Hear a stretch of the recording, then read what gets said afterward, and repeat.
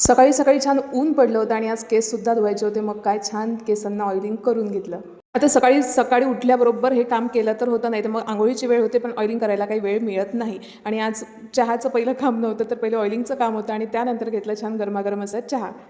आता माझा कॅमेरा कितीही छान माझा चेहरा दाखवत असला तरी चेहऱ्यावर थोडे डाग येत आहे आणि नाकावर सुद्धा व्हाईट हेड्स आलेले आहेत. तर म्हटलं चला आज थोडं हे हिमालयाचं जे स्क्रब आहे ते यूज करून बघावं.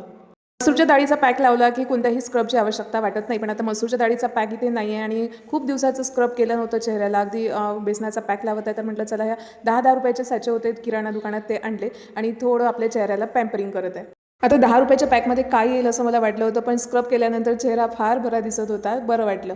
त्यानंतर हिमालयाचाच ऑरेंजचा पील ऑफ मास्क होता, तो चेहऱ्याला लावून घेतला आणि आता काय तर मग ते 10 ते 15 मिनिट मी खरडत बसली. अगदी फेविकॉल आपल्या हाताला चिटकतो ना, तशा प्रकारे तो चेहऱ्याला चिटकलेला होता आणि ते काढायला मला 15 ते 20 मिनिटं लागले आणि छान असं माझं चेहऱ्याचं पॅम्परिंग झालं.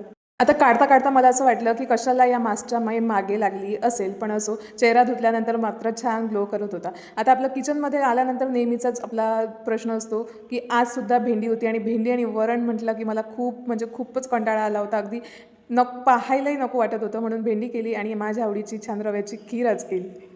खूप वेळ विचार केल्यानंतर जेवणाचा हा मेनू ठरला आणि त्यानंतर काय मग खूप छान असं जेवण केलं. आता सगळ्यात पहिले म्हटलं खीर चाखून बघते आणि खीर बघितली चाखून, खूप दिवसांनी खाल्ली होती.